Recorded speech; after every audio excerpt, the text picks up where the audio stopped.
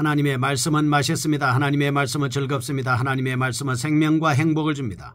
500독 성경 통독 훈련 원장입니다. 여수 살리는 교회 임기환 목사가 하나님의 말씀을 봉독하고 전하는 시간입니다.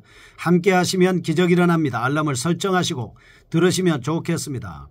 본 방송은 카카오톡에서 앱 열기로 들으시고 유튜브에서 성경 통독 임기환 검색하시고 구독하시면 계속되는 하나님의 말씀 업데이트를 통해서 은혜 받으실 수 있습니다. 오늘은 느헤미야 7장을 봉독합니다. 하나님 말씀을 전하겠습니다. 느헤미야 7장. 성벽이 건축됨에 문짝을 달고 문지기와 노래하는 자들과 레위 사람들을 세운 후에 내 아우 하나니와 영문의 관원 하나냐가 함께 예루살렘을 다스리게 하였는데, 하나냐는 충성스러운 사람이요 하나님을 경외함이 무리 중에서 뛰어난 자라. 내가 그들에게 이르기를 해가 높이 뜨기 전에는 예루살렘 성문을 열지 말고 오직 파수할 때에 문을 닫고 빗장을 지르며 또 예루살렘 주민이 각각 자기가 지키는 곳에서 파수하되 자기 집 맞은편을 지키게 하라 하였노니, 그 성읍은 광대하고 그 주민은 적으며 가옥은 미처 건축하지 못하였음이니라. 내 하나님이 내 마음을 감동하사 귀족들과 민장들과 백성을 모아 그 계보대로 등록하게 하심으로 내가 처음으로 돌아온 자의 계보를 얻었는데, 거기에 기록된 것을 보면 옛적에 바벨론 왕 느부갓네살에게 사로잡혔던 자들 중에서 노임을 받고 예루살렘과 유다에 돌아와 각기 자기들의 성읍에 이른 자들고 스룹바벨과 예수아와 느헤미야와 아사랴와 라하메와 나하마니와 모르드게와 빌상과 미스브렉과 비그웨와 느흠과 바하나와 함께 나온 이스라엘 백성의 명수가 이러하니라. 바로스 자손이 2172명이요 스바다 자손이 372명이요 아라 자손이 652명이요 바한모압 자손 곧 예수아와 요압 자손이 2818명이요 엘람 자손이 1254명이요 삿두 자손이 845명이요 삭게 자손이 760명이요 빈누이 자손이 648명이요 부베 자손이 628명이요 아스갓 자손이 2322명이요 아도니감 자손이 667명이요 비그웨 자손이 2067명이요 아딘 자손이 655명이요 아델 자손 곧 히스기야 자손이 98명이요 하숨 자손이 328명이요 베세 자손이 324명이요 하립 자손이 112명이요 기브온 사람이 95명이요 베들레헴과 누도바 사람이 188명이요 아나도 사람이 128명이요 베다 스마웻 사람이 42명이요 기럇 여아림과 그비라와 부에롯 사람이 743명이요 라마와 게바 사람이 621명이요 믹마스 사람이 122명이요 베델과 아이 사람이 123명이요 기타 느보 사람이 52명이요 기타 엘람 자손이 1254명이요 하림 자손이 320명이요 여리고 자손이 345명이요 로드와 하딕과 오노 자손이 721명이요 스나 자손이 3930명이요 제사장들은 예수아의 집 여다야 자손이 973명이요 임멜 자손이 1052명이요 바스울 자손이 1247명이요 하림 자손이 1017명이요 레위 사람들은 호디야 자손 곧 예수아와 감미엘 자손이 74명이요 노래하는 자들은 아삽 자손이 148명이요 문지기들은 살룸 자손과 아델 자손과 달문 자손과 아굽 자손과 하디다 자손과 소베 자손이 모두 138명이었느니라. 느디님 사람들은 시야 자손과 하수바 자손과 다바오 자손과 게로스 자손과 시야 자손과 바돈 자손과 르바나 자손과 하가바 자손과 살메 자손과 하난 자손과 깃델 자손과 가할 자손과 르아야 자손과 르신 자손과 누고다 자손과 갓삼 자손과 우사 자손과 바세야 자손과 베세 자손과 무님 자손과 느비스심 자손과 박북 자손과 하그바 자손과 할훌 자손과 바슬릿 자손과 무이다 자손과 하르사 자손과 바르고스 자손과 시스라 자손과 데마 자손과 느시아 자손과 하디바 자손이었느니라.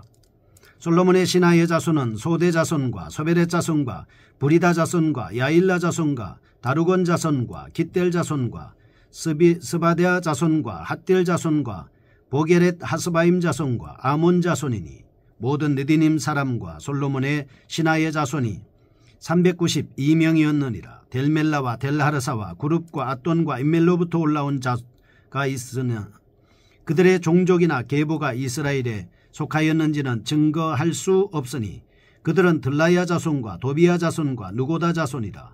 모두가 642명이요 제사장 중에는 호바야 자손과 학고스 자손과 바르실레 자손이니 바르실레는 길르앗 사람 바르실레의 딸 중에 하나로 아내를 삼고 바르실레의 이름으로 불린 자라.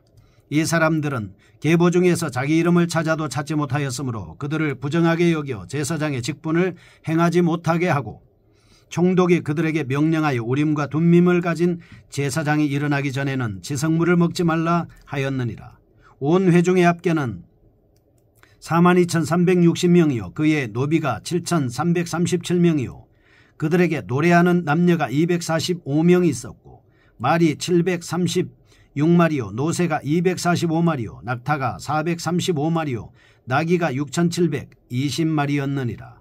어떤 족장들은 역사를 위하여 보조하였고 총독은 금 1,000드라크마와 대접 50과 제사장의 의복 530벌을 보물곡간에 드렸고 어떤 족장들은 금 2만 드라크마와 은 2,200만회를 역사곡간에 드렸고 그 나머지 백성은 금 2만 드라크마와 은 2,000만회와 제사장의 의복 67벌을 드렸느니라. 이와 같이 제사장들과 레위 사람들과 문지기들과 노래하는 자들과 백성 몇 명과 느디님 사람들과 온 이스라엘 자손이 다 자기들의 성읍에 거주하였느니라. 아멘. 느헤미야 7장입니다. 성벽 완공 후의 문제 해결을 볼 수 있습니다. 1장에서 7장은 성벽이 재건된 사실입니다. 8장에서 13장은 백성들의 부흥운동입니다. 7장은 집요한 방해와 음모의 와중에도 성벽 재건 공사가 무사히 완결된 후에 예루살렘 성내에 직면했던 실질적인 문제에 대해서 느헤미야가 행정적으로 정비하고 대처하는 모습을 말씀하고 있습니다. 1절에서 4절은 성벽이 완공된 후 발생한 문제에 대한 말씀, 5절에서 73절은 그 문제 해결을 위해 세운 대책을 암시적으로 나타내는 말씀입니다. 느헤미야는 성벽 재건 후 예상하지 못한 문제가 발생했음을 증거함과 더불어 그 난제를 슬기롭게 극복했음을 암시적으로 드러내고 있습니다. 5장에서는 구조적으로 내재해 있던 경제 문제를 해결했고 성벽 재건 후에는 행정조직을 정비했습니다. 52일간의 성벽 공사를 완공했지만 그 기간은 지치고 힘들어하는 백성들을 즐겁게 하고 위로하기 위해서라도 성벽 완공과 동시에 성대한 낙성식을 거행할 필요가 있었습니다. 그러나 인구가 너무 적음으로 인하여 예루살렘 방배가 매우 힘들다는 사실을 알고 성벽 낙성식을 행하지 않고 인구 재배치를 위한 작업을 한 것입니다. 예루살렘의 보호를 위해 성벽 재건을 했다면 거민이 없어서 제 기능을 발휘하지 못할 성벽은 아무런 의미가 없었기 때문입니다. 느헤미야는 백성들의 신앙 부흥운동 후에 성벽을 봉헌하려 하였던 듯한 것으로 보입니다. 첫 번째 1절에서 4절입니다. 새로이 발견된 문제점입니다. 1절과 2절은 성문 담당자를 선발해 세움으로써 행정적으로 정비합니다. 3절 당시 성문과 성벽의 파수법을 소개합니다. 4절 이에 발생된 문제를 기술한 부분이고 느헤미야는 성벽 공사 완료 후에도 계속된 음모에 대해 대비하였음을 밝힘과 동시에 그들의 대적 행위가 계속 이어졌음 또한 암시적으로 나타내고 있습니다. 성벽 재건 공사 외에 눈을 돌릴 겨를이 없었지만 느헤미야는 예루살렘 시의 공동화 현상을 목격하였습니다. 시간이 지남과 동시에 그들은 공동화된 예루살렘의 실상을 파악하고는 예전처럼 예루살렘을 약탈하기 시작하였을 것이기 때문입니다. 그들은 그 당시 이미 고도의 수준에 올라있던 다양한 공성무기를 동원하여 예루살렘을 공격하되 그 전보다 더욱 잔인하게 하였을 겁니다. 이같이 함으로써 산발랏 일당은 자신들의 모든 계획을 수포로 돌아가게 했던 느헤미야에게 복수하려고 하였을 겁니다. 아무튼 예루살렘이 이처럼 공동화된 지경에 이른 것은 한마디로 말해서 백성들의 안일 무사주의 때문이었습니다. 백성들이 처음에는 자신들의 조상들에게 원래부터 할당된 예루살렘에 정착하여 살려고 하다가 차츰 신변의 위협을 느끼면서 예루살렘을 떠난 겁니다. 그에 따라 예루살렘의 인구는 현저히 줄어들었습니다. 훌륭한 성벽이 있었음에도 불구하고 성읍 자체의 방해가 곤란한 지경에 이르게 된 것입니다. 그러나 예루살렘 주민들은 하나님의 백성으로서 마땅히 하나님의 영광을 위하여 살아야 할 사람들이었습니다. 그럼에도 불구하고 그들이 개인의 유익을 위해서 거룩한 성읍을 버렸다는 사실은 너무나도 놀라운 겁니다. 그런데 백성들이 이러한 태도를 보인 것은 다름 아닌 그들의 영적 침체 때문이었습니다. 하나님께서는 느헤미야를 예루살렘으로 보내셨습니다. 그를 통해서 그 시대의 여러 문제들을 해결하기 위해서 모색하셨던 겁니다.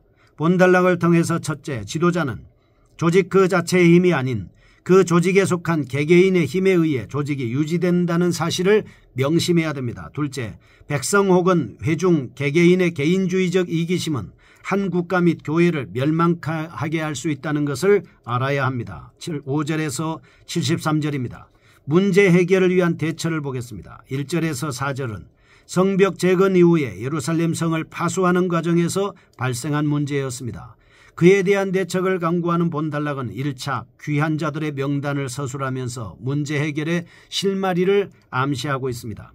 5절은 그 방안을 제시하신 하나님의 섭리, 6절에서 73절은 1차 귀한 자들의 명단, 그런데 후반부에 서술된 명단을 좀 더 세분해 보면 6절에서 60절 확실한 계보의 명단입니다.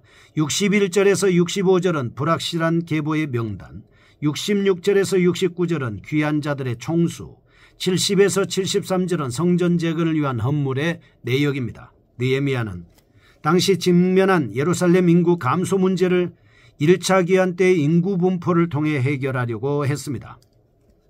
느헤미야는 1차 귀환 때의 명단을 통해 백성들의 조상이 할당받아 점유해 살았던 곳을 상기시켜 이주한 사람들은 다시 예루살렘으로 불러 모으려고 했던 겁니다. 이런 이유로 2, 3차 때의 귀환자 명단이 아닌 1차 때의 명단을 언급한 것입니다.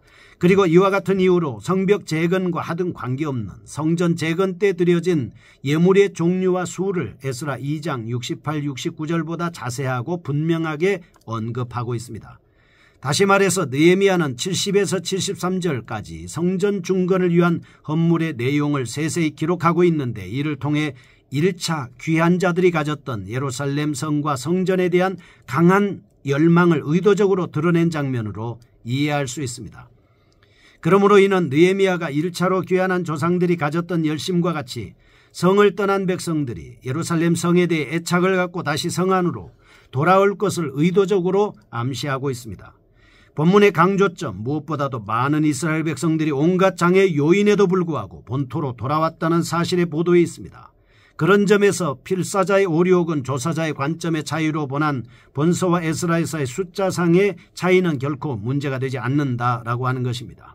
이와 같은 사실을 통해서 첫째, 교회 내의 모든 일은 신앙적이면서도 합리적인 방식에 의해서 추진되어야 합니다. 둘째, 모든 성도들은 옳은 일로 판단되는 것에 대해서는 어떤 난관을 무릅쓰고라도 실행하려는 용기를 가져야 한다는 것입니다.